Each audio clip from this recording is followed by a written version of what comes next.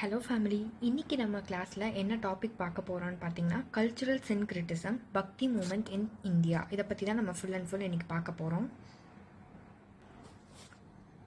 So இப்போ வந்துட்டு cultural சின்க்ரிட்டிசம் பக்தி மூமெண்ட் இன் இந்தியா அப்படின்னா என்னென்னு பார்த்தீங்கன்னா கலாச்சார ஒத்திசைவு, அப்புறமா பக்தி இயக்கம் இன் இந்தியா, இதை தான் நம்ம பார்க்க போகிறோம். கலாச்சாரம் எந்த அளவுக்கு நமக்கு வந்துட்டு ஒரு இதாக இருந்திருக்கு, அப்புறம் எந்த அளவுக்கு பக்தி வந்துட்டு நமக்கு வந்துட்டு நம்ம இந்தியாவில் இருந்திருக்கு அப்படின்னு சொல்லிட்டு தான் ஃபுல் அண்ட் ஃபுல் இதில் நம்ம பார்க்க போகிறோம்.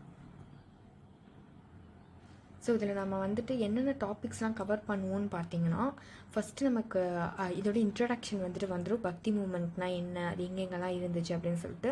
நெக்ஸ்ட் நம்ம பக்தி மூமெண்ட் இன் சவுத் இந்தியாவை பற்றி பார்ப்போம்.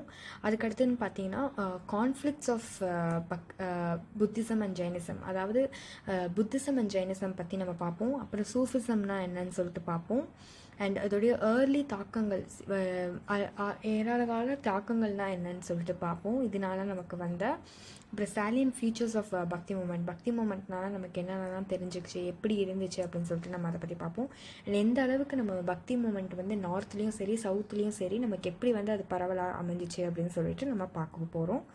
அண்ட் லாஸ்ட்டாக வந்துட்டு இம்பேக்ட் ஆஃப் சூஃபிசம் பார்ப்போம். சூஃபிசம் எந்த அளவுக்கு நமக்கு ஒரு தாக்கத்தை உண்டாக்குச்சு அப்படின்னு சொல்லிட்டு பார்ப்போம்.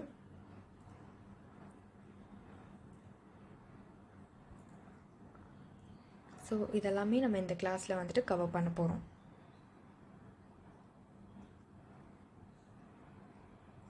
ஸோ ஃபஸ்ட்டு கல்ச்சுரல் சின்க்ரிட்டிசம் பக்தி மூமெண்ட் இன் இந்தியா. ஸோ இப்படின்னா வந்துட்டு கலாச்சார ஒத்திசைவு, அப்புறமா பக்தி இயக்கங்கள் இன் இந்தியா அப்படின்னு சொல்லிட்டு கொடுத்துருக்காங்க. Introduction. Like all cultural traditions, religions too does not exist in an isolation. It adapts to existing situation and meets both social and spiritual needs of the people. As a country with a long history, religion in India developed by interacting with various traditions. Vedic religion, which came with an advent of Aryan-speaking people to India, observed many elements from the Indus civilization. Mother goddess worship has its origins in Harappa. Similarly, an image found in the Indus script has been identified as that of Shiva. The prime Vedic gods were Indra, Varuna, Agni, etc. And it was only later that the worship of Shiva and Vishnu developed. In the mid-1st millennium before the Common Era BC, two great religions emerged in the Indo-Gangetic Valley, which is Buddhism and the Jainism, apart from other heterodox religions such as Ajivika, which challenge the orthodox Vedic religion practices. So இதில் என்ன நமக்கு சொல்லியிருக்காங்கன்னு பார்த்தீங்கன்னா, நமக்கு இதில் என்ன சொல்லியிருக்காங்க அப்படின்னு சொல்லிட்டு பார்த்தீங்கன்னா, எல்லா கலாச்சார மரபுகளும் போலவே தான் நமக்கு மதமும் வந்து தனிமையில் கிடையாது. இது வந்து ஒரு சூழ்நிலைக்கு எவ்வாறு மக்களை, சமூகத்தை மற்றும் ஆன்மீக தேவைகளுக்கு பூர்த்தியும் செய்கிறது. நீண்ட வரலாற்றை கொண்ட ஒரு நாடாக இந்தியாவில் மதம் பல்வேறு மரபுகளோடு தொடர்பு கொள்வதன் மூலம் வளர்ந்து வந்துச்சு. ஆரிய மொழி பேசும் மக்கள் வந்து இந்தியாவுக்கு வந்தவுடன் மந்த வேத மதம் சிந்து நாகரிகத்திலிருந்து பல கூறுகளை உள்வாங்கி கொண்டார்கள். தாய் தெய்வ வழிபாட்டின் தோற்றம் ஹராப்பாவில் இருந்துச்சு. இது போலவே சிந்து ஸ்கிரிப்டில் காணப்படும் ஒரு படம் சிவாவின் உருவம் என அடையாளம் காணப்பட்டது. பிரதான வேத கடவுளர் இந்திரன், வருணன், அக்னி போன்றவர்கள் இருந்தார்கள். பின்னர் தான் சிவன் என்று மற்றும் விஷ்ணுவின் வழிபாடு வளர்ந்தது. ஸோ அதுக்கப்புறமா நமக்கு வந்துட்டு சிவா அண்ட் விஷ்ணுவோட வழிபாடு தான் நம்ம வந்துட்டு எல்லாம் பின்பற்றி வந்துட்டு இருந்தாங்க. நடுப்பகுதியில் வந்துட்டு இந்த காங்கெட்டிக் பள்ளத்தாக்கில் 2 பெரிய மதங்கள் இருந்துச்சு. 2 பெரிய மதங்கள் வந்து தோன்றுச்சு. அது என்னென்னு பார்த்தீங்கன்னா புத்திசம் மற்றும் ஜைனிசம் அப்படின்னு சொல்லிட்டு இருந்துச்சு.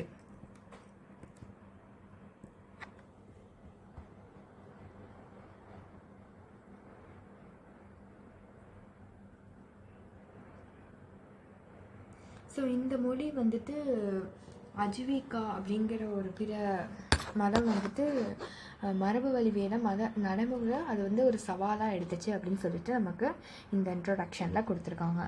ஸோ எப்படி நமக்கு வந்துட்டு புத்திசம் அண்ட் ஜைனிசம் வந்துட்டு வந்திருக்கு அப்படின்னு சொல்லிட்டு நமக்கு இதில் தெரிஞ்சுக்கலாம்.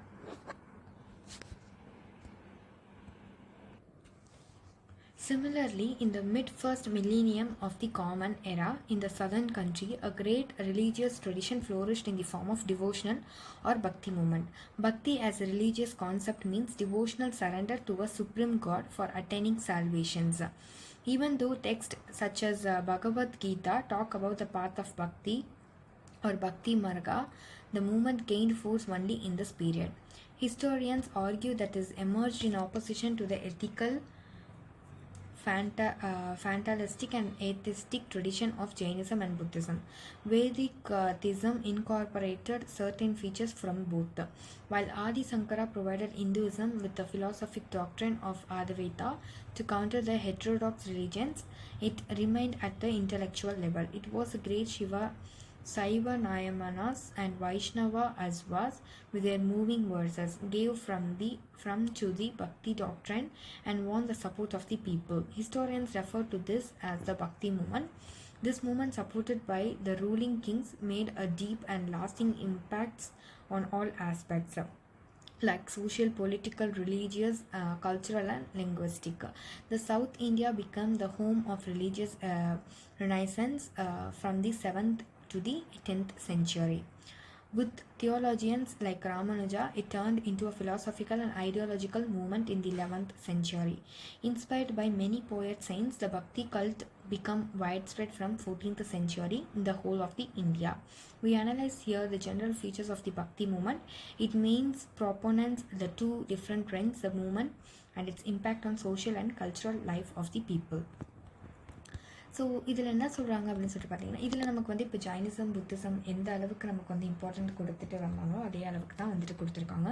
ஸோ இந்த first millennium of the common எராவில் வந்துட்டு நமக்கு வந்து சதர்ன் கண்ட்ரியில் த கிரேட்டஸ்ட் ரிலீஜியன் ட்ரெடிஷன் வந்துட்டு ஃபார்ம் ஆச்சு. அது வந்துட்டு எப்படி ஃபார்ம் ஆச்சு அப்படின்னு பார்த்தீங்கன்னா, ஒரு பக்தி மூமெண்ட்டாக நமக்கு வந்துட்டு ஃபார்ம் ஆச்சு.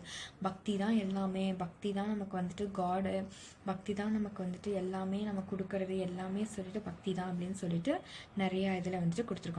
Even though texts such as Bhagavad Gita talk about the path of the Bhakti, and அது மட்டும் இல்லாமல் பகவத் கீதா கூட நமக்கு வந்து பக்தி பற்றி தான் பேசுது, ஒரு பக்தி மார்கா பற்றி தான் பேசுது அப்படின்னு சொல்லிட்டு நமக்கு கொடுத்துருக்காங்க.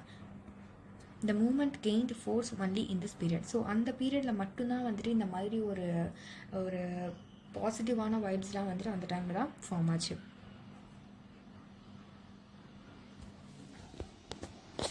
Historians argue that it emerged in the opposition of ethical, fatalistic and atheistic traditions of Jainism and the Buddhism. So இதெல்லாம் வந்துட்டு ஹிஸ்டாரியன்ஸ்லாம் என்ன ஆர்கியூ பண்ண ஆரம்பிச்சிட்டாங்கன்னா, ஆப்போசிட்டாக அப்படியே வந்துட்டு ethical, fatalistic and aesthetic traditions of Jainism and Buddhism பற்றி சொல்லிட்டாங்க. ஸோ அதெல்லாம் வந்துட்டு நெறிமுறை, அபாயகரமான மற்றும் நாத்திகம் அப்படின்னு சொல்லிட்டு நமக்கு பலவேற்ப நேம்லாம் இருக்குது. அதில் Vedictism incorporated certain features from both. ஆனால் வந்து வேதிக் வந்துட்டு என்ன இன்கார்பரேட் பண்ணுச்சுன்னா பார்த்தீங்கன்னா, ரெண்டு இதுலேயுமே தான் நமக்கு ஃபீச்சர்ஸை வந்து கொண்டு வந்துச்சு. While Adi Shankara provided Hinduism with the philosophic doctrine of Advaita to counter the heterodox religions, it remained at the intellectual level. So next வந்துட்டு பார்த்தீங்கன்னா, ஆதி சங்கரா வந்துட்டு என்ன ப்ரொவைட் பண்ணிச்சுன்னு பார்த்தீங்கன்னா, ஹிந்துசமில் ஒரு ஃபிலாசபிக் டாக்ட்ரைன் ஆஃப் ஆதவைத்தா அப்படின்னு சொல்லிட்டு ஒரு ஹெட்ரோடாக்ஸ் ரிலிஜியன்ஸை வந்துட்டு கொண்டு வந்து அதே லெவலில் கொண்டு வந்தாங்க. இட் வாஸ் த கிரேட் சைவ நாயன்மர்ஸ் அண்ட் வைஷ்ணவ ஆஸ்வாஸ் அப்படின்னு சொல்லிட்டு சொல்லியிருக்காங்க. With their moving verses gave from the bhakti doctor and won the support of the people. So அதை கொண்டு வந்தனால பக்தியில் இது வந்துட்டு ஒரு பல மடங்கு வந்து வின்னாகி கொண்டு வந்தாங்க அப்படின்னு சொல்கிறாங்க. Historians refers to this as த பக்தி மூமெண்ட். ஸோ அதுக்கப்புறமா ஹிஸ்டாரியன்ஸ் எல்லாமே இதுதான் நம்மளோட பக்தி மூமெண்ட் அப்படின்னு சொல்லிட்டு அப்படியே வந்துட்டு மாற ஆரம்பிச்சிட்டாங்க. This movement supported by the ruling kings made a deep and lasting impacts on all aspects like social, political, religious, cultural and linguistic. Thus, South India became the home of religious resonance from the 7th to the 10th century. With theologians like Ramanuja, it turned into a physiological and ideological movement in the 11th century. Inspired by many poet saints, the Bhakti cult became widespread from the 14th century in the whole of the India. We analyze here general features of the Bhakti movement. It means proponents the two different trends of the movement and its impact on the social and cultural life of the people. So அதோடைய தாக்கம் எல்லாமே நமக்கு வந்து எதில் வந்து காட்டுச்சுன்னு பார்த்தீங்கன்னா, social and cultural life of the பீப்புளில் தான் வந்துட்டு நமக்கு வந்து காட்டுச்சு அப்படின்னு சொல்லிட்டு சொல்லியிருக்காங்க.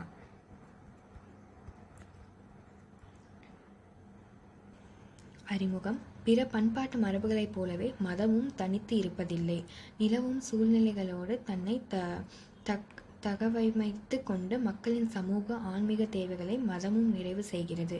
நீண்ட பண்பாட்டு வரலாற்றை கொண்டிருக்கும் நாடான இந்தியாவில் மதங்கள் பல்வகைப்பட்டு மரபுகளோடு தொடர்ந்து கொண்டு வளர்ந்துள்ளது. ஆரிய மொழி பேசிய மக்களின் வருகையோடு இந்தியா வந்த வேத மதம் சிந்து நாகரிகத்தின் பல கூறுகளை உள்வாங்கிக் கொண்டது. ஹராப்பாவில் தாய் தெய்வ வழிபாடு தொடங்குகிறது. சிந்துவெளியில் கண்டெடுக்கப்பட்ட ஒரு சிற்பம் சிவன் என அடையாளம் காணப்பட்டுள்ளது. இந்திரன், வருணன், அக்னி ஆகியோரும் முக்கிய வேத கடவுள்கள் ஆவார். சிவன், விஷ்ணு வழிபாடு பின்னர் வளர்ந்தனவாகும். பொது ஆண்டுக்கு முந்திய முதலாயிரமாண்டின் கிமு 1000 இடைப்பகுதியில் சிந்து கங்கை சமவெளியில் பௌத்தம், சமணம் எனும் இரு மதத்தான மதங்கள் உருவாயின. ஆசிவகம் போன்ற இணைய புறக்கோடப்பட்டு மதங்கள் போன்றன. இவை வைதீக வேதமாக நடைமுறைகளை எதிர்த்தன. இதைப் போலவே பொது ஆண்டின் முதலாயிரமாண்டின் இடைப்பகுதியில் நாட்டின் தென்பகுதியில் பக்தி இயக்கம் எனும் வடிவத்தில் ஓர் உண்மைத்தனமான சமய மரபு செழித்தோங்கியது. ஒரு மத கோட்பாடான பக்தி பொருள் ஆழமான பற்றுடன் அனைத்துக்கும் மேலான இறைவனை சரணடைந்து முக்தி பெறுதலாகும். பகவத்கீதை போன்ற மன நூல்கள் பக்திக்கான பாதை அல்லது பக்தி மார்க்கத்தை பற்றி பேசியதாலும் இவ்வகை வலுப்பெற்றது. இக்கால பகுதியிலான பௌத்தம், சமணம் ஆகியவற்றை ஒழுங்க நெறி கடவுள் மரபு கோட்பாடுகளுக்கு எதிராகவே இவ்வேகம் தோன்றியது என வரலாற்று அறிஞர்கள் பாதிடுகின்றனர். வேத இயற்பியல் இவை இரண்டிலிருந்தும் சில கூறுகளை எடுத்து இணைத்து கொண்டது. ஆதிசங்கர பரமத் கோட்பாடுகளை எதிர்கொள்ளும் பொருட்டு இந்த மதத்திற்கு அத்வைதம் என தத்துவ கோட்பாட்டை வழங்கினார். அது அறிவார்ந்தவர்களின் நிலையில் செல்வாக்கு பெற்றது. புகழ்பெற்ற சைவ நாயன்மார்களுக்கு வைணவ ஆழ்வார்களுக்கும் உள்ளதை உருக்கு பாடல்களால் பக்தி கோட்பாட்டிற்கு ஒரு வடிவம் கொடுத்து மக்களின் ஆதரவை பெற்றனர்.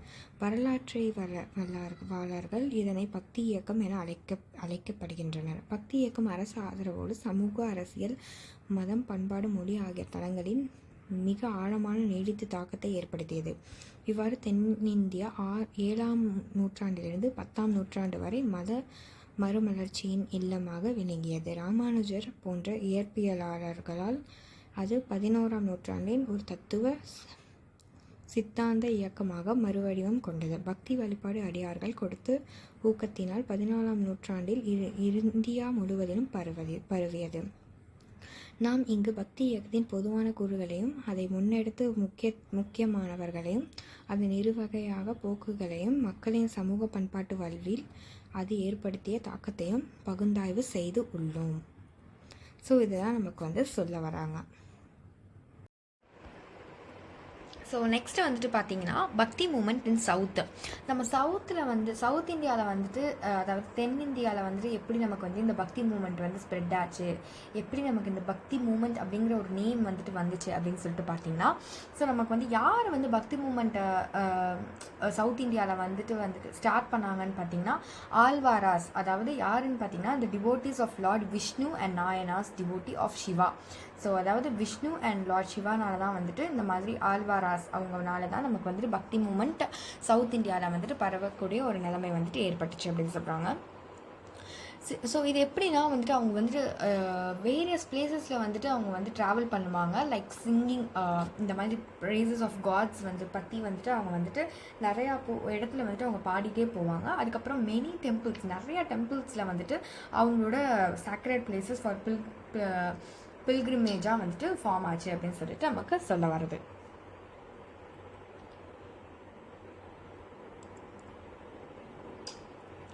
ஸோ நமக்கு என்னென்ன மெயின் பிரின்சிபிள்ஸ் நம்ம பக்தி மூமெண்ட்ஸோடைய சயின்ஸ்க்கு என்னென்ன இது அப்படின்னு பார்த்தீங்கன்னா, God is one, to worship God, man should have serve ஹியூமனிட்டியாக இருக்கணும், எல்லாருமே ஈக்குவலான persons, worshipping God with devotion is better than performing religious ceremonies and going on pilgrimages. அப்புறம் ஸோ இந்த மாதிரி நிறைய விஷயங்கள் நம்ம சவுத் இந்தியாவில் ப்ரேஸ் பண்ணிட்டு இருந்தாங்க.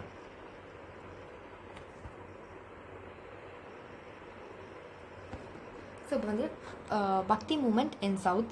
The transformation of tribal society into a well-structured social order and the emergence of a powerful monarchical system is governance necessitated patronizing one religion or the other to legitimate authority.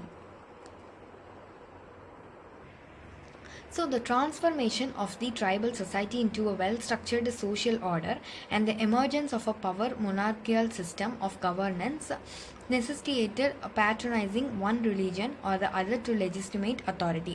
So அதாவது ஒரு சமுதாயத்தை நன்கு கட்டமைக்கப்பட்டு சமூக வழக்கங்களாக மாற்றுவதற்கும் சக்தி வாய்ந்த ஒரு முடியாட்சியாக ஒரு முறை தோன்றுவதும் அதிகாரத்தை நமக்கு நியாயப்படுத்துது. ஒரு மதத்தையோ இல்லை இன்னொரு மதத்தையோ ஆதரிப்பதே ரொம்ப ரொம்ப அவசியமாகி இருக்கிறது அப்படின்னு சொல்லிட்டு நமக்கு இதில் சொல்ல வராங்க. Buddhism and Jainism were predominantly patronized by the merchant class and they were also supported by the states. So Buddhism and Jainism நமக்கு ரொம்ப ரொம்ப அவசியமான ரொம்ப ஒரு பரவக்கூடிய ஒரு ரிலீஜன் கூட சொல்லலாம். ஸோ அவங்க எல்லாருமே சப்போர்ட் பண்ணாங்க. ஸ்டேட்ஸ் எல்லா ஸ்டேட்ஸுமே ஜெயினிசம் அண்ட் புத்திசமுக்கு ரொம்பவே சப்போர்ட் பண்ணிட்டு வந்துருந்தாங்க.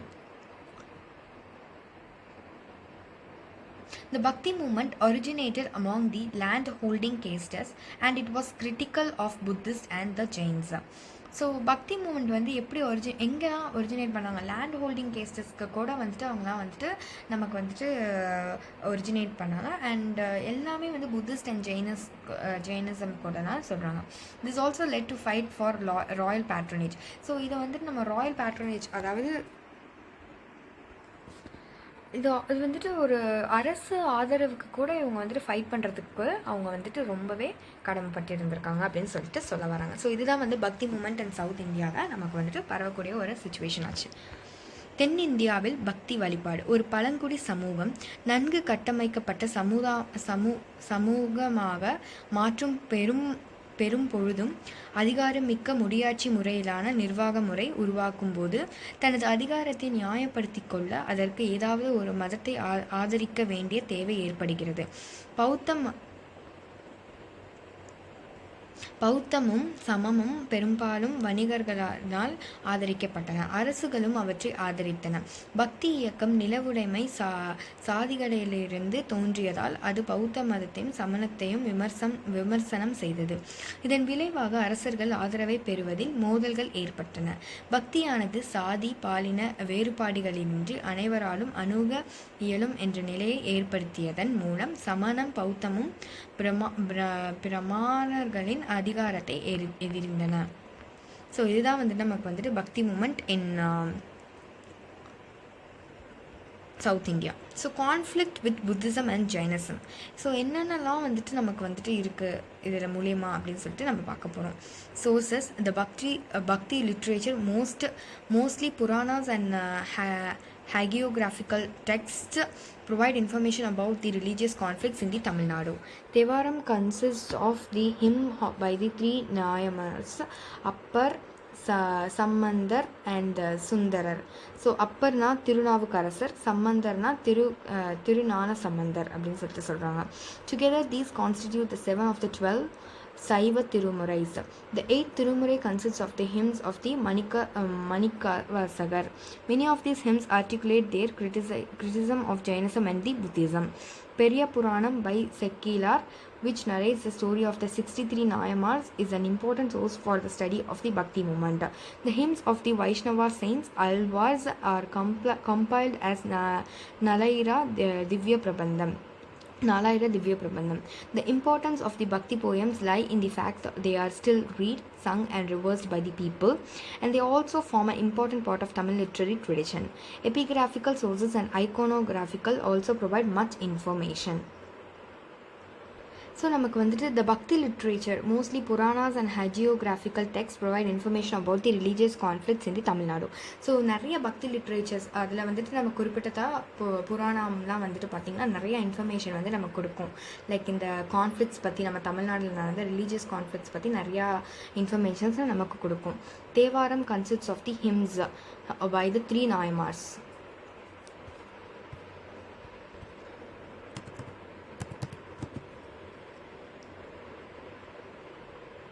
So, Devaram consists of ஹைம்ஸ் அப்படின்னா என்னன்னு சொல்லுவாங்கன்னா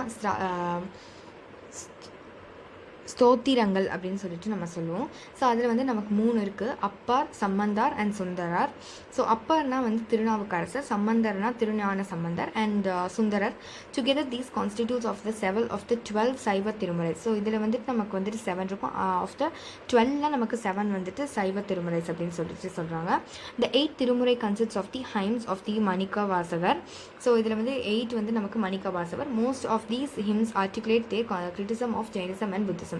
ஸோ இது எல்லாமே வந்து என்ன ஆர்டிகுலேட் பண்ணணும்னு பார்த்தீங்கன்னா ஜெயினிசம் அண்ட் புத்திசம் பற்றி தான் நமக்கு ஃபுல் அண்ட் ஃபுல் சொல்லலாம் அப்படின்னு சொல்லிட்டு சொல்கிறாங்க. Periya Puranam by Sekkizhar which narrates the story of the 63 Nayamars is an important source for the study of the Bhakti movement.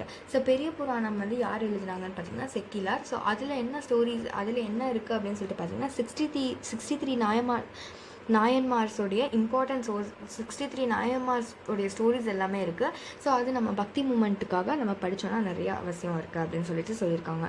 The hymns of the Vaishnava saints Alvars are compiled as a 4000 Divya Prabandham. So Vaishnava saints and ஆழ்வார்க்கு compile பண்ணது தான் வந்துட்டு 4000 திவ்ய பிரபந்தம் அப்படின்னு சொல்லிட்டு சொல்லியிருக்காங்க. The important of the பக்தி poems lies in the fact they are still read, sung and reversed by the people and they also form an important part of the Tamil literary tradition. So இதை படிக்கிற மூலிமா நம்மளுடைய tradition பற்றியும் நம்ம நிறையா வந்துட்டு தெரிஞ்சுக்கலாம், ரொம்ப இம்பார்ட்டண்ட். ஸோ நம்ம இன்னும் வந்துட்டு இதை படித்தோன்னா நம்ம படிக்கலாம், நம்ம பாடலாம், ஸோ எல்லாமே நம்ம வந்து ரிவர்ஸ் பண்ணலாம் அப்படின்னு சொல்லிட்டு சொல்லியிருக்காங்க. Epigraphical sources and iconographical also provide much informations. So epigraphical sources and the iconographical also provide much informations. So அப்படின்னா என்னன்னு பார்த்தீங்கன்னா எபிகிராஃபிக்கல் அப்படின்னா கல்வெட்டு மூலங்கள், அந்த கல்வெட்டு மூலயமா நமக்கு நிறையாவும் தெரிஞ்சுக்கலாம். ப்ளஸ் வந்துட்டு ஐகானோகிராஃபிக்கல் அப்படின்னா வந்துட்டு உருவப்படம். ஸோ அது மூலயமாவும் நம்ம நிறையா இன்ஃபர்மேஷன்ஸை வந்து நம்ம தெரிஞ்சுக்கலாம் அப்படின்னு சொல்லிட்டு நம்ம conflicts of Jainism and Buddhism வந்துட்டு முடிச்சிருக்காங்க. ஸோ இதில் நம்ம வந்து மெயினாக வந்துட்டு பக்தி லிட்ரேச்சர், அதாவது இப்போ மோஸ்ட்லி வந்துட்டு நமக்கு இதில் வந்துட்டு புராணாஸில் நிறைய இன்ஃபர்மேஷன் வந்துட்டு நம்ம ரிலீஜியஸ் கான்ஃப்ளிக்ட்ஸை பற்றி நமக்கு தமிழ்நாட்டில் கொடுத்துருக்காங்க. Tevaram consists of hymns by the 3 Nayanmars. யாருன்னா அப்பார், சம்பந்தனார் அண்ட் சுந்தரர்.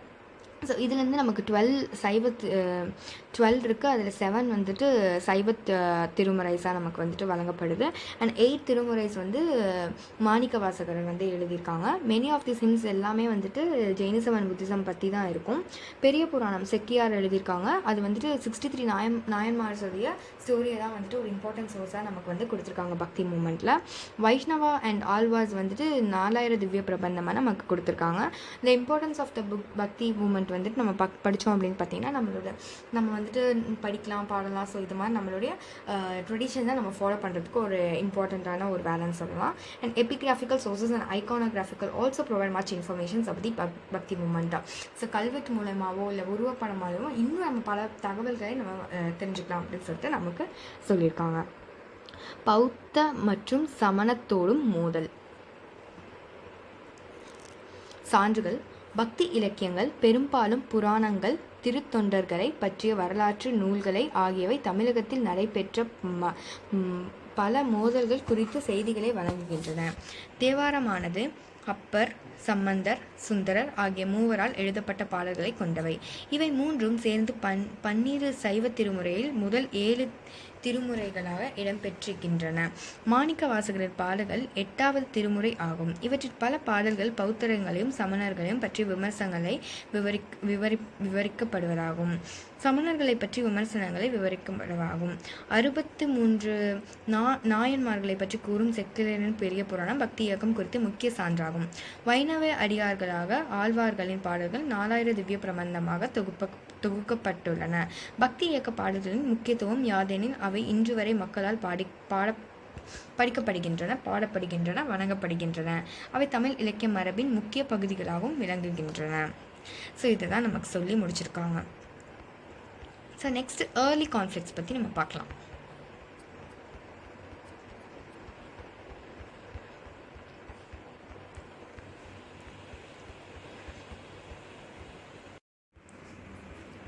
இதான் வந்துட்டு conflicts between the Jainism and the Buddhism. So இப்போ வந்துட்டு ஏர்லி கான்ஃப்ளிக்ஸ் என்னென்னா முன்னாடி நடந்த ஒரு கான்ஃப்ளிக்ஸ் பற்றி நம்ம பார்க்க போகிறோம்.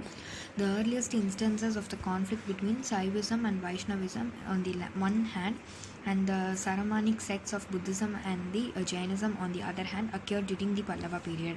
ஸோ நமக்கு வந்துட்டு பல்லவா பீரியடில் வந்துட்டு நமக்கு என்ன நடந்துச்சு அப்படின்னு பார்த்திங்கன்னா, ஒரு சைடு வந்துட்டு நமக்கு வந்துட்டு சைவிசம் அண்ட் வைஷ்ணவிசம் அப்படிங்கிற ஒரு செக்ஷனும், அண்ட் இன்னொரு சைடு வந்துட்டு பார்த்திங்கன்னா புத்திசம் அண்ட் ஜைனிசம்ங்கிற ஒரு செக்ஷனும் வந்துட்டு அந்த டைமில் வந்துட்டு இருந்துச்சு. எந்த டைம்லன்னு கேட்டிங்கன்னா பல்லவா டைமில். ஸோ இப்போ வந்துட்டு நீங்கள் சைவிசம் அண்ட் வைஷ்ணவிசம் அப்படின்னு சொல்லிட்டு கேட்டிங்கன்னா, சைவிசம் அப்படிங்கிறனா வர்ஷிப் சிவா. ஸோ அவங்க வந்துட்டு சைவிசம் அப்படின்னு சொல்லுவோம் நம்ம. நெக்ஸ்ட்டு வந்துட்டு வைஷ்ணவிசம் அப்படின்னா என்னன்னு சொன்னிங்கன்னா, ஃபாலோ காட் விஷ்ணுவை யாரெல்லாம் ஃபாலோ பண்ணுறாங்க அவங்க எல்லாமே நம்ம விஷ்ணுவிசம் அப்படின்னு சொல்லுவோம். மகேந்திரவர்மா பல்லவா 1 Jain by faith persecuted those belonging to other religions. Appar, a Jaina in his early life called Dharmasena, later turned to Saivism under the influence of his sister. Mahendravarma, at the instance of his Jaina advisors, tried to reconvert Appar, first by persuasion and then by persecution. But eventually it ended in the king himself conversion to Saivism. So இப்போ வந்துட்டு ஒரு மகேந்திரவர்மா பல்லவா 1 அப்படிங்கிற ஒருத்தவங்க வந்துட்டு so Mahendravarma பல்லவை 1 அப்படிங்கிற ஒருத்தவங்க வந்துட்டு ஒரு ஜாதியில் உள்ள விசுவாசத்தினால மற்ற மதங்கள் எல்லாரையும் வந்துட்டு அவங்க ரொம்ப துன்புறுத்தினாங்க. ஸோ தர்மேசனா அப்படிங்கிற என்று நம்ம சொல்கிற ஆரம்ப கால வாழ்க்கையில் சமணராக அப்பர் அப்படின்னு சொல்லுவாங்க. அவர் சகோதரி செல்வாக்கின் கீழ் வந்துட்டு சைவ மதத்திற்கு அவர் வந்து திரும்பினார். மகேந்திரவர்மா அவருடைய சமண ஆலோசகர்களின் சந்தர்ப்பத்தில் முதல்ல வந்து அப்பரை வற்புறுத்தினார். அப்புறம் மறுபடியும் வந்துட்டு அவரை துன்புறுத்தினால மாற்றியமைக்க அவர் வந்து முயற்சி பண்ணார். ஆனாலும் வந்துட்டு இறுதியில் வந்துட்டு அது ராஜாவிலேயே சைவ மதத்திற்கு மாறியது என்று எல்லாருமே சொல்லி இது பண்ணாங்க. மறுபடியும் அவர் வந்து சைவசமுக்கு தான் வந்துட்டு கன்வெர்ட் ஆனாங்க, கிங்காக இருக்குது அப்படின்னு சொல்லிட்டு நமக்கு சொல்லியிருக்காங்க.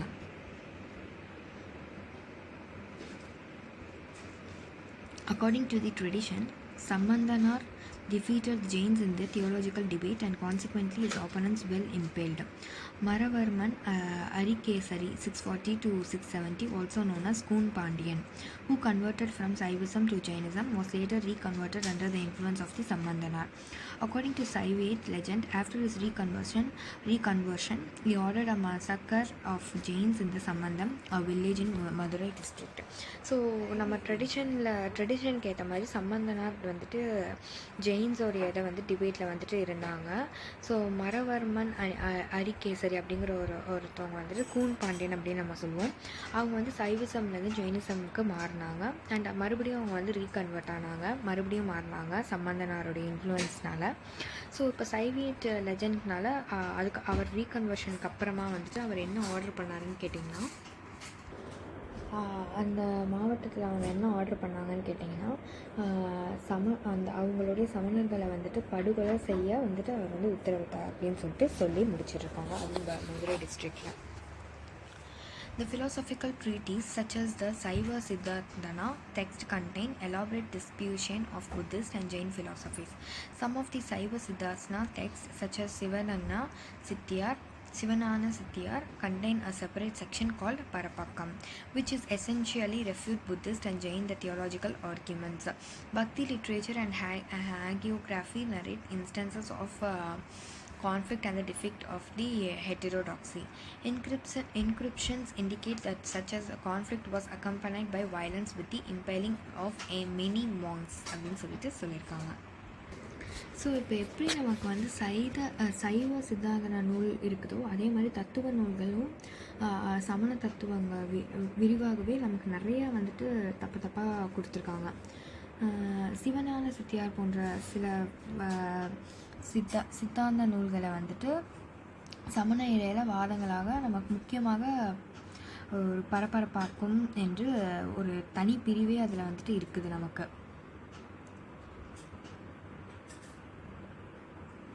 ஸோ பக்தி இலக்கியம் அப்புறமா ஆகியோகி மோதல்களையும் நம்ம நிகழ்வுகளையும் வந்துட்டு தோல்வியையும் அந்த நூலில் வந்து நமக்கு விரிவிச்சு காமிச்சிருக்காங்க. லைக் பக்தி லிட்ரேச்சரில் இந்த மாதிரி ஒரு மோதல் பல துறவிகளுக்கு வந்து தூண்டுதலாக வந்துட்டு வன்முறையாக நமக்கு வந்துட்டு இருந்ததாக நிறைய கல்வெட்டில் நமக்கு வந்துட்டு நிறையா பிக்சர்ஸில் நமக்கு வந்து குறிப்பிட்டு கூறுகிறாங்க அப்படின்னு சொல்லிட்டு நமக்கு சொல்கிறாங்க. ஸோ இதுதான் நமக்கு அதில் the philosophical treatise such as the Saiva Siddharthana text contain elaborate distribution of the Buddhist and Jain philosophies. So ரெண்டுமே நமக்கு இருந்திருக்கு. Some of the Saiva Siddharthana texts such as Sivanana Sittayar contain a separate section called Parapakam which essentially refute Buddhist and Jain theological arguments. Bhakti literature and hagiography narrate instances of conflict and the defeat of heterodoxy. Inscriptions indicate that such a conflict was accompanied by violence with the impaling of many monks அப்படின்னு சொல்லிட்டு நமக்கு சொல்லியிருக்காங்க. Despite the sophisticated philosophical disputation, it was the nature of the Bhakti movement and the royal patronage that is received that ultimately led to the downfall of Buddhism and the Jainism. By the 11th century, both these religions were effectively defeated. While Buddhism was wiped out in the Tamil country as in much of India, Tamil-speaking Jain communities have survived in pockets in Tamil Nadu to this day. Temples and shrines were destroyed or fell into disuse, while many artifacts were lost due to neglect and vandalism. To this day, one can see the desaturated statues of Buddha and Jain Tiruthankaras in many parts of the Tamil Nadu. So அந்த டைமில் நமக்கு என்னதான் வந்து ஒரு தகராறுகள் இருந்தாலும் இந்த பக்தி இயக்கத்தின் அதோடைய தன்மை வந்துட்டு அது பெற்ற அரச ஆதரவு இறுதியில் வந்துட்டு நமக்கு புத்திசம் மற்றும் அந்த ஜெயினிசம் வந்துட்டு வீழ்ச்சி இருக்குது அப்படின்னு சொல்லிட்டு நமக்கு கொடுத்துருக்காங்க.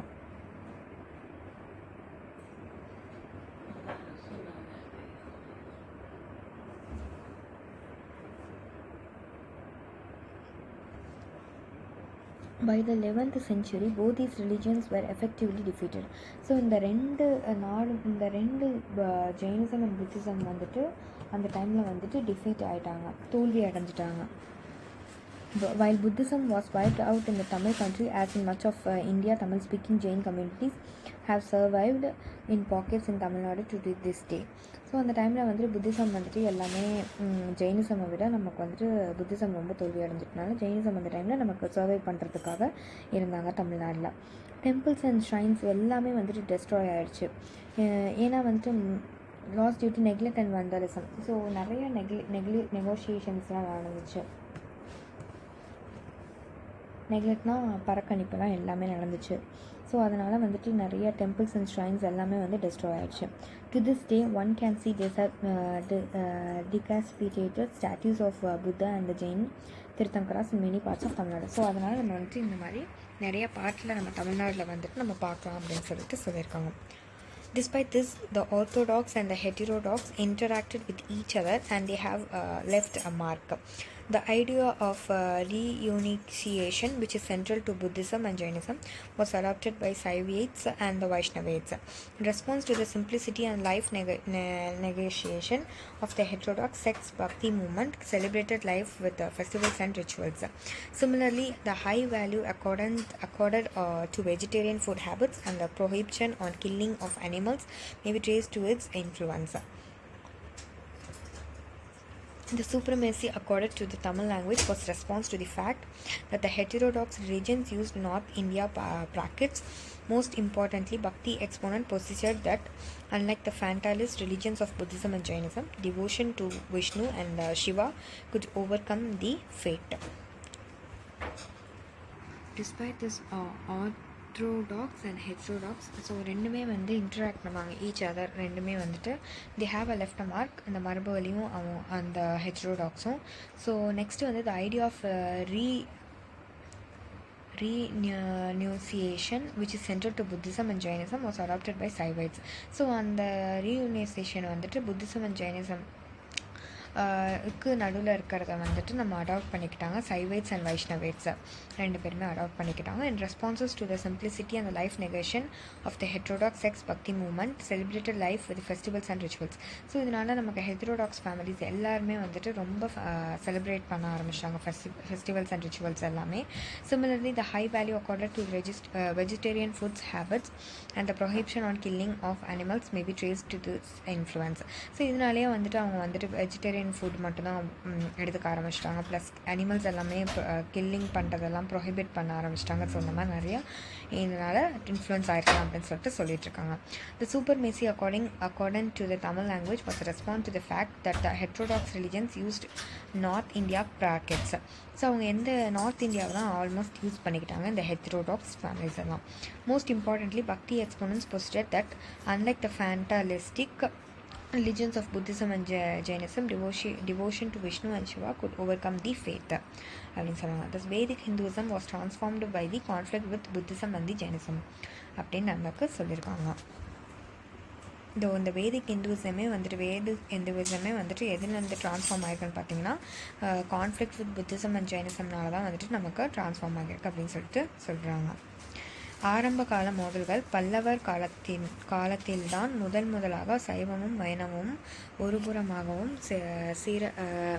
சில பிரிவுகளை சமணம் பௌத்தம் மரபுகாகவும் இருந்து மோதிக்கொண்டன. முதலாம் மகேந்திரவர்ம பல்லவர் சமணத்தை பின்பற்றியதால் இணைய மதங்களை சேர்ந்தவர்களை துன்புறுத்தினார். அப்பர் தொடக்கத்தில் சமணராக தர்மநேசன் என்றும் பெயருடைந்தார். பின்னர் தனது தம்பி தமக்கையின் செல்வாக்கால் சைவ மதத்தை தழுவினார். சில சமணர்கள் துன்பட்ட மகேந்திரவர்மன் அப்பரை மீண்டும் சமணராக வரும்படி வற்புறுத்தினார். அப்பர் மறுத்தபோது துன்புறுத்தப்பட்டார். முடிவில் மகேந்திரவர்மன் சைவ மதத்திற்கு மாறியது பிரச்சனை முடிவுக்கு வந்தது. மரபு சார்ந்த ஒரு கதையின்படி சம்பந்தனார் இறையில் வாதங்களில் சமணர்களால் வென்றதால் தோற்றுப்போன சமணர்கள் கழுவில் ஏற்றப்பட்டன. கூன் பாண்டியன் எனவும் அறியப்பட்ட மாறவர் அரிகேசரி சைவத்திலிருந்து சமணத்திற்கு மாறிய பின்னர் சம்பந்தனருடைய செல்வாக்கால் மீண்டும் சைவரானார். ஒரு சைவ கதையின்படி சைவத்திற்கு திரும்பிய பின்னர் சமணர் பலரை மதுரை மாவட்டத்தில் உள்ள சம்பந்தம் என்னும் ஊரில் கொல்லும்படி ஆணையிட்டதாகவும் தெரிகிறது. சைவ சித்தாந்தம் போன்ற தத்துவ ஆய்வு நூல்கள் பௌத்த சமண தத்துவ மோதல்களை விரிவாக விளக்குகின்றன.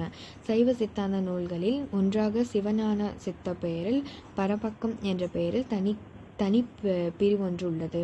அது பௌத்த சமணவாதங்களை முற்றிலுமாக எதிர்க்கின்றது. பக்தி இலக்கியங்களுள் திருத்தொண்டர்களை பற்றிய நூல்கள் மோதல்கள் ஏற்றப்பட்ட நிகழ்வுகளையும் உரசாய்ந்தன தோற்றுவிக்கப்பட்டதையும் விளக்குகின்றன. அவ்வாறான மோதல்கள் இறுதியில் வன்முறை சார்ந்ததாக மற்றும் பெற்று பல சமண துறவிகளில் கல்வியால் ஏற்றப்பட்டது முடிந்தன கல்வெட்டு சான்று கூறுகின்றது. தத்துவம் சார்ந்த வாதங்கள் ஒரு பக்கம் பெற்றாலும் பக்தி இயக்கம் மன்னர் ஆதரவை பெற்றிருந்தன. விளைவாக பௌத்தமும் சமணமும் தோல்வியை சந்தித்தன. 11ஆம் நூற்றாண்டில் இவ்விரு மதங்கள் முற்றிலுமாக தோற்றடிக்கப்பட்டன. பௌத்தம் தமிழகத்திலிருந்தும் இந்தியாவிலிருந்தும் முற்றிலுமாக துடைக்கப்பட்டாலும் தமிழ் மொழி பேசுகின்ற சமணர்கள் தமிழகத்தில் ஒரு சில பகுதிகளில் இன்று வரை வாழ்ந்து வருகின்றனர். சமண பௌத்த கேள்விகளுக்கு கருவறைகளும் பெரும்பாலும் சிதைக்கப்பட்டன அல்லது பயன்பாட்டில் இல்லாமல் ஆயின. கலைப்பொருட்கள் பல புறக்கணிக்கப்பட்டன அல்லது கொள்ளை போயின. இன்றைய அளவில் தமிழ்நாட்டின் பல பகுதிகளில் தலைப்பகுதி உடைக்கப்பட்ட புத்தர் சமணத்திற்காரர் சிலையை காண முடிகிறது. இவ்வாறு இருந்த போதிலும் வைதிகமும் புற சமயங்களும் ஒன்றோடு ஒன்று கருத்து பரிமாற்றம் செய்து கொண்ட அடையாளர்களும் காணப்படுகின்றன. பௌத்தம் சமணம் ஆகியவற்றின் மையக்கருத்தான துறவரத்தை சைவமும் வைணவமும் ஏற்றுக்கொண்டன. பௌத்தம் வைணவம் ஆகிய இரண்டு எளிமையையும் உலக சுகங்களில் மறுப்பதையும் முற்றிருந்து பக்தி இயக்கம் விழாக்கள் சடங்குகள் என்ற வாழ்க்கையை கொண்டது. சைவ உணவு கொல்லாமை ஆகிய மதிப்பு வாய்ந்த நெறிகளும் பரஸ்பர செல்வாக்கின் விளைவாக ஏற்றப்பட்டு இருக்கலாம். ஒரு சமயங்கள் வடமொழியனான பிராகிருதத்தை பயன்படுத்தியதற்கு எதிர்வினையாக தமிழ் மொழிக்கு மேலதிக முக்கியத்துவம் வழங்கப்பட்டது. பௌத்தமும் சமணமும் ஊழ்வினை கோட்பாட்டை பேசிய போது பக்தி இயக்கத்தின் விளக்கியவர்கள் சிவனையும் விஷ்ணுவையும் சரணடைந்தவன் மூலம் விதியை வெல்ல முடியும் என கூறினார். பௌத்தம், சமணம் ஆகியவற்றுடன் ஏற்பட்ட மோதலின் விளைவாக வேத மதங்கள் சில மாறுதலுக்கு உள்ளாயின என்று கூறுகின்றனர். ஸோ இதுதான் வந்துட்டு நமக்கு வந்து ஏர்லி கான்ஃப்ளிக்ஸ் அப்படின்னு சொல்கிறாங்க. நெக்ஸ்ட் வந்து spread of bhakti movement on north India. இப்போ சவுத் இந்தியாவில் நமக்கு பார்த்தோம். இப்போ spread of bhakti movement in north இந்தியாவில் நம்ம பார்க்கணும். நெக்ஸ்ட்டு வந்துட்டு spread of bhakti movement on north India. So நமக்கு எந்த அளவுக்கு வந்துட்டு சவுத் இந்தியாவில் தென்னிந்தியாவில் வந்து பரவுச்சோ அதே மாதிரி ஒரு நிலைமை தான் நமக்கு வந்துட்டு நார்த் இந்தியாவிலையும் நமக்கு இந்த பக்தி இயக்கம் வந்துட்டு ஒரு பரவக்கூடிய ஒரு நிலை வந்து ஏற்பட்டுச்சு. When the popularity of the Bhakti movement in South India reached its peak, the doctrine of Bhakti was expounded at the philosophical levels by a series of Vaishnava scholars and saints. Ramanujar expounded the philosophy known as his Tattvaita or qualified monism. His teaching qualified Adi Sankara's emphasis and absolute monism or the oneness of the supreme and the souls. So நமக்கு எந்த அளவுக்கு பக்தி moment வந்து south இந்தியாவில் ஒரு லெவலுக்கு ஒரு highest பீக்கில் போய் நமக்கு ரீச் ஆச்சோ அதே மாதிரி தான் நமக்கு நார்த் இந்தியாவில் வந்துட்டு ஒரு ரீச் ஆச்சு. The doctrine of Bhakti was expounded at the philosophical level by a series of Vaishnava scholars and saints. So நமக்கு இருக்க இந்த பக்தி மூமெண்ட்டில் உள்ள நமக்கு Vaishnava scholars and saints, Vaishnava பீப்புள்ஸ்னால நமக்கு வந்து நிறையா லெவலில் வந்துட்டு நமக்கு வந்துட்டு இந்த பக்தி மூமெண்ட் வந்துட்டு ரீச் ஆயிருக்கு அப்படின்னு சொல்லிட்டு சொல்ல வராங்க. Ramanujar expounded the philosophy known as Vishishtadvaita or qualified monism. So நமக்கு ராமானுஜர் என்ன பண்ணியிருக்காங்க அப்படின்னு சொல்லிட்டு பார்த்தீங்கன்னா விஷஹிஸ் தத்வைதாங்கிறது வந்து ஒரு ஸ்கூல். ஸோ ராமானுஜர் நமக்கு வந்துட்டு ஒரு விஷஸ் தத்வைதா ஆர் குவாலிஃபைட் மானிசம் அப்படின்னா என்னென்னு பார்த்தீங்கன்னா வந்துட்டு வேதாந்தா ஸ்கூல் அப்படின்னு நம்ம சொல்லுவோம். அந்த மாதிரி ஸ்கூல் வந்துட்டு நமக்கு வந்துட்டு ரீச் பண்ணியிருக்காங்க அப்படின்னு சொல்லியிருக்காங்க. His teaching qualified Adi Shankara's emphasis and absolute monism or the oneness of the supreme and the souls. So அவருடைய டீச்சிங்லாம் வந்துட்டு பார்த்தீங்கன்னா ரொம்ப குவாலிஃபைடான ஆதி சங்கராஸை விட நமக்கு வந்துட்டு ரொம்ப ஹையஸ்டில் இருந்திருக்கு அப்படின்னு சொல்லிட்டு நமக்கு சொல்ல வராங்க. ஸோ நமக்கு வந்துட்டு ஆதி சங்கரா எம்ஃபாசிஸ் அது வந்துட்டு நம்மளுடைய இந்த டீச்சிங்கை வந்துட்டு எந்த லெவலில் இருந்தாலும் நமக்கு வந்துட்டு அந்த டீச்சிங்கை வந்து மறுத்தாங்க. ஏன்னா வந்துட்டு சுப்ரீம் அண்ட் த சோல்ஸ் ஒன்று தான் இருக்கணும், ஒன்று சுப்ரீம் இருக்கணும் இல்லைனா சோல்ஸ் இருக்கணும் அப்படின்னு சொல்லிட்டு நமக்கு மறுத்தாங்க. சுப்ரீம் அண்ட் சோல்ஸ்னால் என்னென்னு பார்த்தீங்கன்னா ஸோ ஒன்று வந்து பரமாத்மா இருக்கணும் இல்லைனா வந்து ஜீவாத்மா இருக்கணும் அப்படின்னு சொல்லிட்டு நமக்கு வந்துட்டு ஒன்று தான் இருக்கணும், இந்த அப்சல்யூட் மானிசம்லாம் ஒன்று தான் இருக்கணும் அப்படின்னு சொல்லிட்டு நமக்கு வந்துட்டு மறுத்தாங்க அப்படின்னு சொல்லிட்டு இது பண்ணுறாங்க. If the Bhakti movement flourished in the Tamil country from the 7th century, it was only from the 15th century that there was an extraordinary outburst of devotional poetry in North India. The society had degenerated into a caste-ridden community with the practice of segregation, polytheism and idolatry. The religious-minded saints raised their voice of protest against rites and ceremonies, superstitions and unwanted formalisms. A popular monotheistic movement along with Vaishnava Bhakti movement came to be launched. The monotheists followed a path which is independent of dominant religion of the time, Hinduism and the Islam. They denied their allegiance to either of them and criticized superstitious and orthodox elements of both the religions. So இதில் நமக்கு என்ன சொல்ல வராங்க அப்படின்னு சொல்லிட்டு பார்த்தீங்கன்னா தமிழகத்தில் பக்தி இயக்கம் 7ஆம் நூற்றாண்டிலே செழித்தொங்கி இருந்த நிலையில் வட இந்தியாவில் 15ஆம் நூற்றாண்டில் தான் அது முழு வேகத்தை பெற்றது. ஸோ தமிழ்நாட்டில் வந்துட்டு நமக்கு எப்படி வந்து பக்தி இயக்கம் வந்துட்டு 7th செஞ்சுரியில் வந்து பொலிவாச்சோ அதே மாதிரி தான் நமக்கு வந்துட்டு வட இந்தியாவில் நார்த் இந்தியாவிலையும் நமக்கு வந்துட்டு 15ஆம் நூற்றாண்டில் தான் வந்துட்டு முழுமையாக அது வந்துட்டு ஒரு ஃபார்முக்கு வந்துச்சு அப்படின்னு சொல்லிட்டு சொல்கிறாங்க. இக்காலத்தில் பெரும் எண்ணிக்கையில் பக்தி பாடல்கள் எழுதப்பட்டன. ஸோ இப்போலாம் பார்த்திங்கன்னா பெரிய கவுண்டிங்ஸில் தான் நமக்கு வந்துட்டு எல்லா பாடலுமே வந்துட்டு எழுதப்படுகிறது. சாதியை அடிப்படையாக கொண்டு பிரிவினைகள் ஒதுக்கி வைத்தல், பல கடவுள்களை வணங்கும் முறை, உருவ வழிபாடு போன்றவற்றால் ஏற்பட்டிருந்த சமூக பின்னடைவுகளுக்கும் எதிராக வட இந்தியாவில் பக்தி இயக்கம் குரல் கொடுத்தது. ஸோ இதில் என்ன சொல்ல வராங்கன்னு பார்த்தீங்கன்னா இப்போலாம் பார்த்தீங்கன்னா கேஸ்ட் வச்சு தான் எல்லாமே வந்துட்டு ஆல்மோஸ்ட் பிரிக்கிறாங்க. ஒரு காலேஜில் நம்ம போயிட்டு ஒரு ஸ்கூல்ஸில் போயிட்டு நம்ம வந்துட்டு போய் பேசினா கூட கேஸ்ட் வச்சு தான் நமக்கு வந்துட்டு எல்லாமே வந்துட்டு இது பண்ணுறாங்க. லைக் பிசி, ஓசி எக்ஸெட்ரா. பிரிவினைகள், ஒதுக்கி வைத்தல். ஸோ பல கடவுள்களை வணங்கும் முறை, உருவ வழிபாடு போன்றவற்றால் ஏற்பட்டிருந்த சமூக பின்னடைவுகளுக்கு எதிராக வட இந்தியாவில் பக்தி இயக்கம் குரல் கொடுத்தது. ஸோ அந்த மாதிரி ஒரு இந்த மாதிரி நடக்குது அப்படின்னு சொல்லிட்டு வட இந்தியா, நார்த் இந்தியா நமக்கு வந்துட்டு ஒரு பர்ஃபெக்டாக வந்துட்டு நமக்கு ஒரு எடுத்துக்காட்டாக நமக்கு வந்துட்டு வச்சாங்க. ஸோ இப்படிலாம் இருக்கக்கூடாது அப்படின்னு சொல்லிட்டு மத சான்றோர்கள் மூட நம்பிக்கைகளையும் தேவையற்ற சடங்குகளையும் விமர்சித்தனர். ஸோ நமக்கு வந்துட்டு லைக் மத சான்றோர்கள் நிறையா பீப்புள்ஸ்லாம் வந்துட்டு நிறைய மூட நம்பிக்கை, இது பண்ணால் இது சரியாயிடும் அப்படின்னு நினச்சிட்டு நிறையா பேர் தேவையில்லாத ஒரு சடங்குகளையும் வந்துட்டு அவங்க வந்துட்டு இது பண்ணாங்க.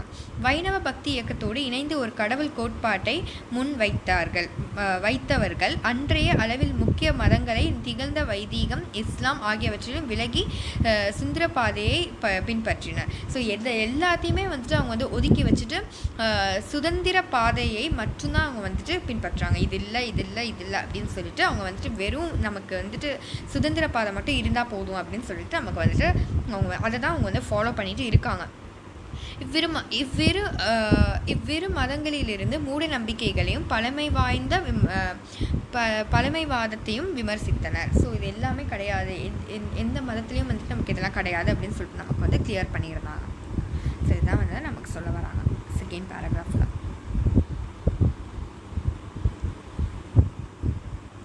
The advent of Islam with the Turkish conquest posed a challenge to Vedic scholars and prized. By the end of the 14th century, Islam had spread to large parts of India. A considerable section of the Indian population has taken to Islam. Combined with state power, the universal message of the Islam with emphasis on equality attracted to the lower sections of the society. The new political and social situation created by condition for the growth of non-conformist movements with anti-caste, anti-Vedic and anti-Puranic traditions. The resultant changes in the cultural sphere were development of regional languages, the evolution of Hindustani and of Indo-Muslim music and the architecture. The Hindu response to Muslim political power was complex. While there was a considerable hostility the new religion, there was also a tendency to internal reform of strengthen Hinduism so as to face the challenge. An important outcome of the encounter was the rise of syncretic sects and major poets and saints such as Kabir, Guru Nanak and Ravidas. So இதில் என்ன சொல்ல வராங்கன்னு பார்த்தீங்கன்னா, துருகிய படையெடுப்போடும் கூடிய இஸ்லாமின் வருகை வேத மதங்களுக்கும் குருமாரர்களுக்கும் பெரும் சவாலாக திகழ்ந்தது. ஸோ இது வந்துட்டு ஒரு வருகை வேதங்களுக்கு குருமாரர்களுக்கும் பெரும் சவாலாக திகழ்ந்தது. ஸோ இஸ்லாமோட இன்கம் வந்துட்டு நிறைய மதங்களுக்கு வந்துட்டு ஒரு சவாலாக திகழ்ந்தது அப்படின்னு சொல்லிட்டு சொல்கிறாங்க. 14ஆம் நூற்றாண்டில் இறுதியில் இஸ்லாம் இந்தியாவின் பல பகுதிகளில் பரவியது. ஸோ இஸ்லாம் வந்துட்டு கொஞ்சம் கொஞ்சமாக வந்துட்டு நமக்கு வந்துட்டு பரவக்கூடிய ஒரு சுச்சுவேஷன் வந்தது. அதிகமான இந்தியர்கள் முஸ்லீம் ஆயிட்டாங்க அப்படின்னு சொல்லிட்டு சொல்ல வராங்க. இஸ்லாம் அரசு அதிகாரத்தோடு சமத்துவத்தை முன்வைத்து இந்தியா சமூகத்தில் கீழ்நிலையில் இருந்தோரை கவர்ந்தது அப்படின்னு சொல்கிறாங்க. புதிய அரசியல் சமூக சூழல் பிரார்த்தன மதங்களில் சட்டத்திட்டங்களை ஏற்றுக்கொள்ளாதவர்களை ஒரு இயக்கமாக்கியது. இவ்வியக்கம் சாதி முறைக்கு எதிரானதாகவும் வேதங்களுக்கும் புராணங்களுக்கும் எதிரானதாகவும் உருவானது. ஸோ இது வந்துட்டு எதுக்கெல்லாம் ஒப்போஸ்ட் ஆச்சு அப்படின்னு பார்த்தீங்கன்னா, சாதிகளுக்கு ரொம்பவே எதிராச்சு. அதுக்கப்புறமா பார்த்திங்கன்னா வேதங்களுக்கும் புராணங்களுக்கும் எதிராச்சு அப்படின்னு சொல்லிட்டு ஒரு அண்டர்ஸ்டாண்டிங் இல்லாமல் ஃபார்ம் ஆச்சு அப்படின்னு சொல்லிட்டு நம்ம சொல்கிறாங்க. பண்பாட்டு தளத்திலும் இவ்வியக்கம் பிராந்திய மொழிகளை வளர்ச்சி, ஹிந்துஸ்தானி இசையின் வளர்ச்சி போன்ற தாக்கங்களை ஏற்படுத்தியது. ஸோ இதோட தாக்கம்லாம் இம்பேக்ட்லாம் எப்படி இருந்துச்சு அப்படின்னு சொல்லிட்டு பார்த்தீங்கன்னா, ஹிந்துஸ்தானி இசையோட வளர்ச்சி போல் நமக்கு நிறைய தாக்கங்களை ஏற்படுத்தி இருக்குது அப்படின்னு சொல்லிட்டு சொல்கிறாங்க. முஸ்லீம்களின் அரசியல் அதிகாரத்திற்கு எதிரான இந்துக்களின் எதிர்வினை பன்முகத்தன்மை கொண்டதாய் இருந்தது. ஸோ முஸ்லீமோட ஆட்சி பார்த்திங்கன்னா அந்த அதிகாரத்துக்கு ஹிந்துக்கள் நிறைய எதிர்ப்பு கொடுத்தாங்க அப்படின்னு சொல்கிறாங்க. ஒரு புறம் புதிய மதத்திற்கு எதிராக வெறுப்பினை கொண்டிருந்த போதும் புதிய சவால்களை எதிர்கொள்ளும் அளவுக்கு வலிமையை பெருக்க வேண்டுமெனில் இந்த மதத்திற்கு சீர்திருத்தங்கள் மேற்கொள்ளப்பட வேண்டும் என்று உணர்வும் தோன்றியது. இதன் முக்கிய விளைவாக கபீர், குருநானக் மற்றும் ரவிதாஸ் ஆகியோரின் இயக்கங்களை நல்லிணக்கத்தை வலியுறுத்தினார். ஸோ இதெல்லாம் நம்ம வந்துட்டு பண்ணக்கூடாது. ஒரு நல்ல வழியை நமக்கு யாரெல்லாம் காமிச்சிருக்காங்க அப்படின்னு சொல்லிட்டு பார்த்தீங்கன்னா வந்துட்டு கபீர், குருநானக் மற்றும் ரவிதாஸ் இவங்க 3 பேர் தான் வந்துட்டு நமக்கு வந்து ஒரு பாதையை வந்து காமிச்சு நமக்கு இப்போ வரைக்கும் ஒரு இதாக இருக்கும் அப்படின்னு சொல்லிட்டு சொல்கிறாங்க. ஸோ இதுதான் வந்துட்டு spread of bhakti movement on north India. North இந்தியாவில் மோஸ்ட்டாக வந்துட்டு எந்த ஒரு இதையும் வந்து ஃபாலோ பண்ண மாட்டாங்க. அண்ட் மோஸ்ட்டாக வந்துட்டு அவங்க வந்துட்டு மூட நம்பிக்கையில் வந்துட்டு பற்றிருக்க மாட்டாங்க அப்படின்னு சொல்லிட்டு சொல்கிறாங்க. நெக்ஸ்ட் வந்து இம்பேக்ட் ஆஃப் சூஃபிசம். சூஃபிசமோடைய தாக்கம் என்ன அப்படின்னு சொல்லிட்டு நம்ம பார்க்கணும். ஸோ இம்பேக்ட் ஆஃப் சூஃபிசம்னா என்னென்னு பார்த்தீங்கன்னா லைக் ரோல் ஆஃப் இஸ்லாம் மாதிரியே முஸ்லிம்ஸ் மாதிரியே தான், பட் வந்துட்டு அவங்களும் ஒரு பார்ட் ஆஃப் இஸ்லாம் தான் அப்படின்னு சொல்லிட்டு அதோடைய சூஃபிசம் தான் சிஸ்டம் ஆஃப் சூஃபிசம் தான் நம்ம பார்க்க போகிறோம். In parallel with the Bhakti movement in Hinduism, Sufism played a similar role in Islam.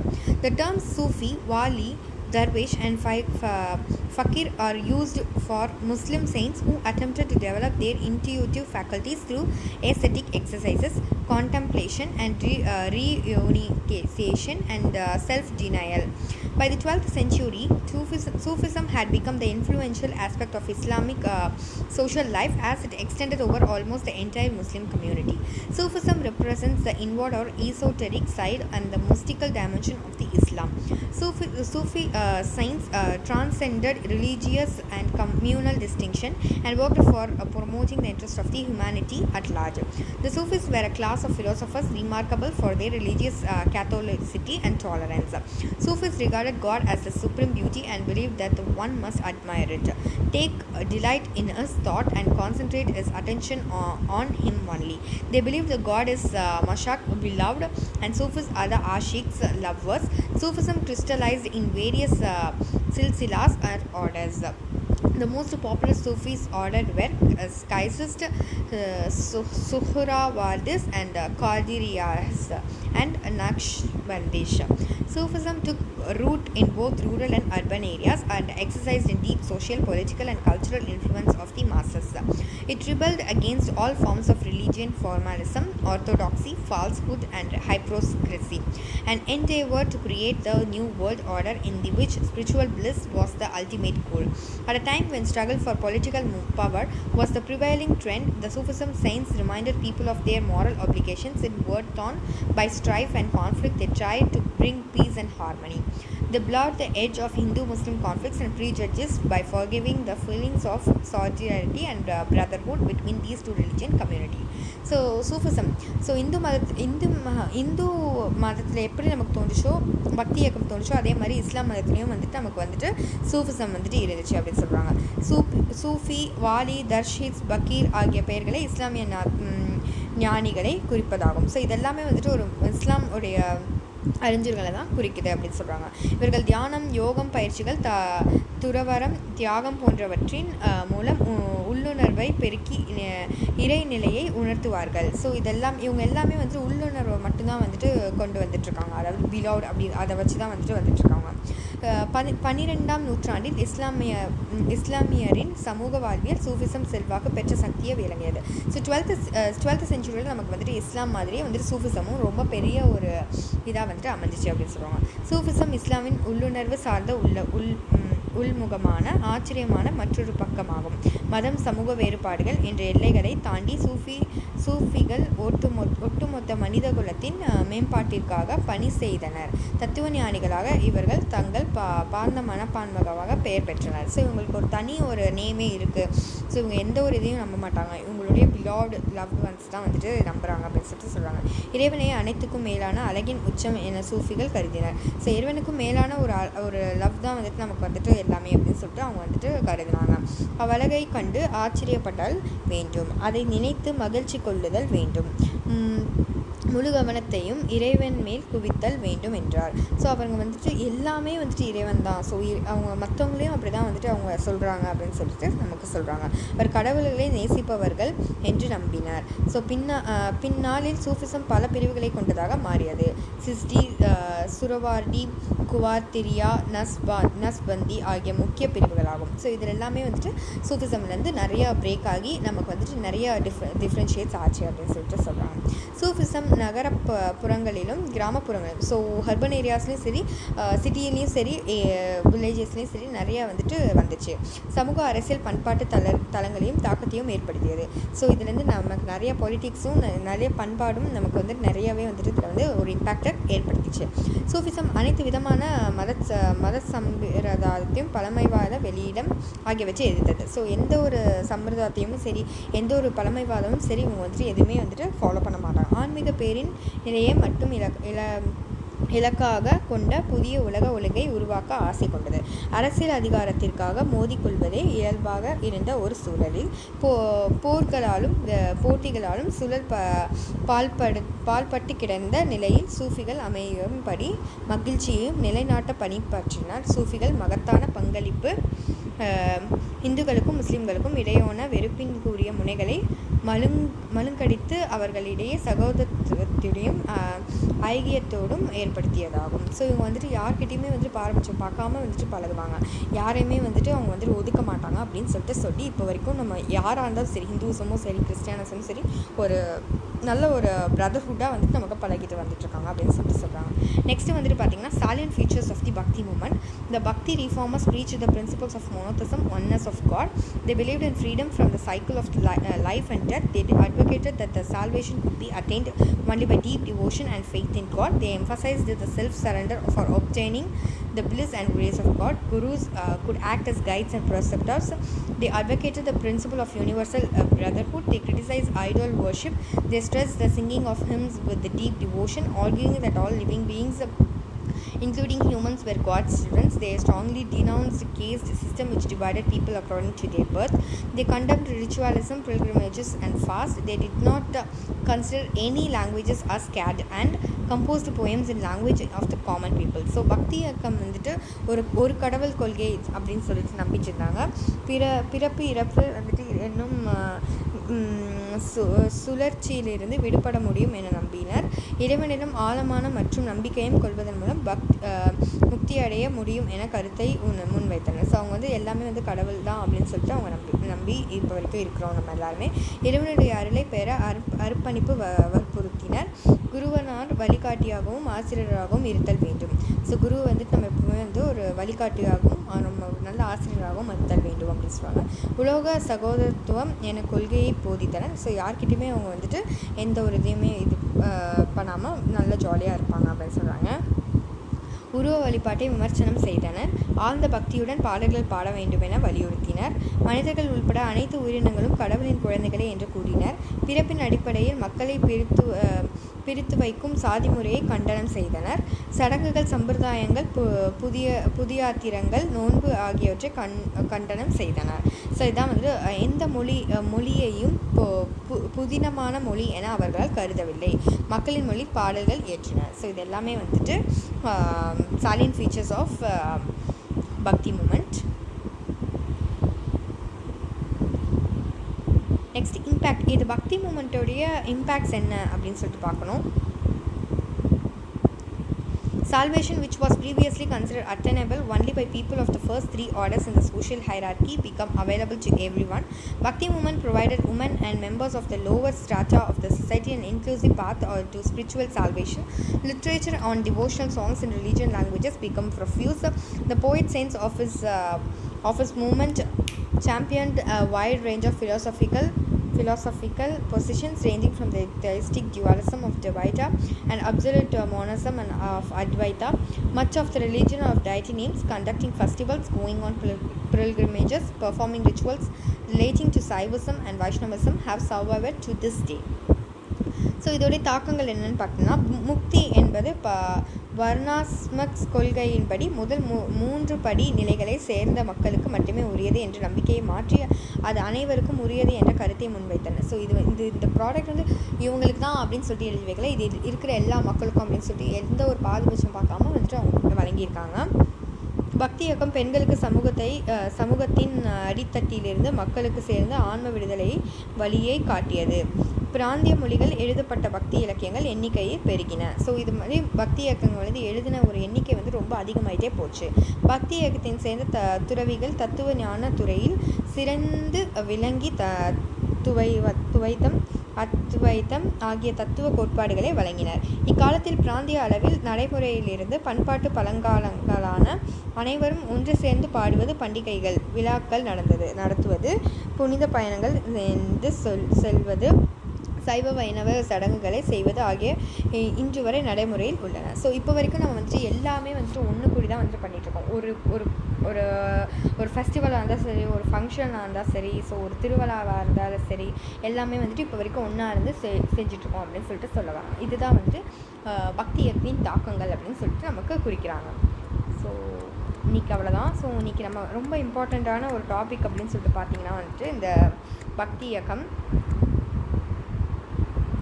So இதில் வந்து பார்த்திங்கன்னா பக்தி இயக்கம்னா என்ன அப்படின்னு சொல்லிட்டு உங்களுக்கு தெரியணும். நெக்ஸ்ட்டு வந்துட்டு ரொம்ப important bhakti movement in south, bhakti movement in north நமக்கு ரொம்ப தெரியும். அண்ட் கான்ஃப்ளிக்ட் என்னென்னலாம் கான்ஃப்ளிக்ட்ஸ் இருந்திருக்கு, early conflicts with Buddhism and Jainism. So இதெல்லாமே ரொம்ப இம்பார்ட்டண்ட்டு. சூஃபிசம் பற்றி நமக்கு தெரியணும். And spread of bhakti movement in both north and south இந்தியாவில் நமக்கு தெரிஞ்சிருக்கணும். And impacts of Sufism and salient features ரொம்ப இம்பார்ட்டண்ட்டானது. salient features of bhakti movement. At லாஸ்ட்டாக நம்ம பார்த்துட்டு வந்து impact of bhakti movement. So இதில் டாபிக்ஸ் எல்லாமே ரொம்ப இம்பார்ட்டண்ட்டான டாபிக்ஸ். அண்ட் இதில் வந்து கண்டிப்பாக வந்துட்டு ஈஸியாக நீங்கள் மார்க் ஸ்கோர் பண்ணலாம். That's all. Thank you for that. So thank you for today's class. Bye family.